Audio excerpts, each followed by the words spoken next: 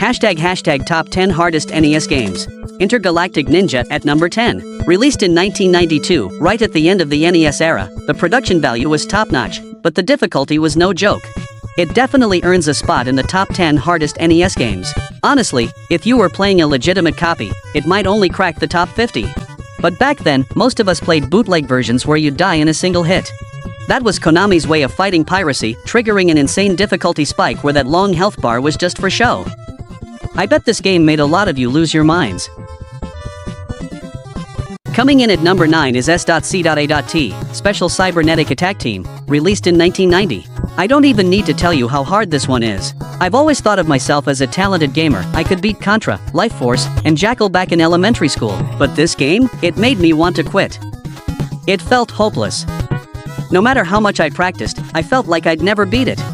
It's a total childhood trauma.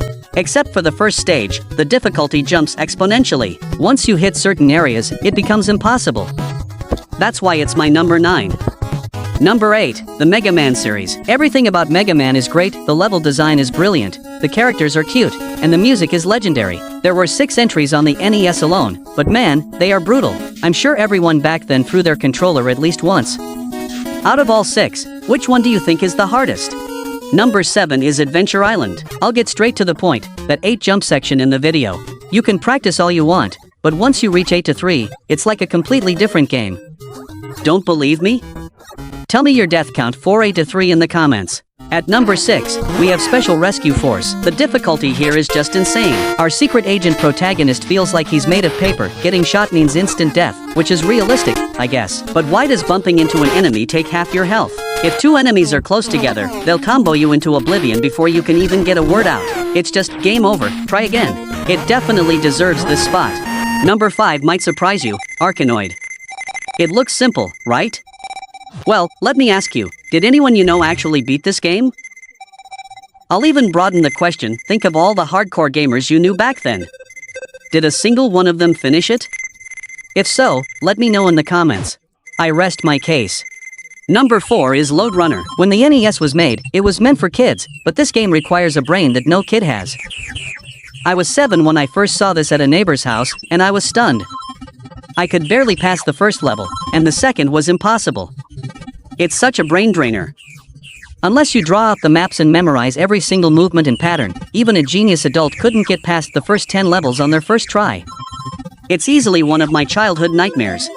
At number 3, we have Elevator Action. I know some of you will disagree with this being so high, but hear me out. Go find this game on an emulator and try it. I'll give you 24 hours, no eating, no sleeping. See if you can beat it. I'm not joking, if you can pass 2 levels in a full day of practice, you're a legend. There are 4 stages in one loop. Give it a shot and post your results. Especially once you get below the 10th floor, the enemies aren't carrying pistols anymore, they're packing Gatling guns. Now for the heavy hitters. Number 2, Battletoads. Anyone who can beat this game on one life is a god.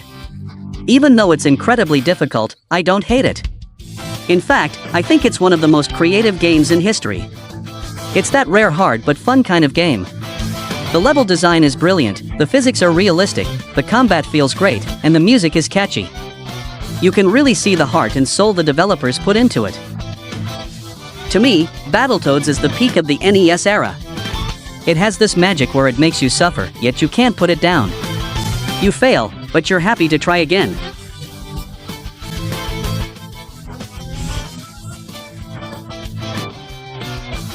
A well-deserved second place. And finally, the number 1 spot, and I think you guessed it, Ghosts and Goblins. Our hero, Arthur, is a knight in name only. He wears thin armor that falls off if a breeze hits it. The enemies are as fast as bosses, swarming you from every direction, and they never stop spawning.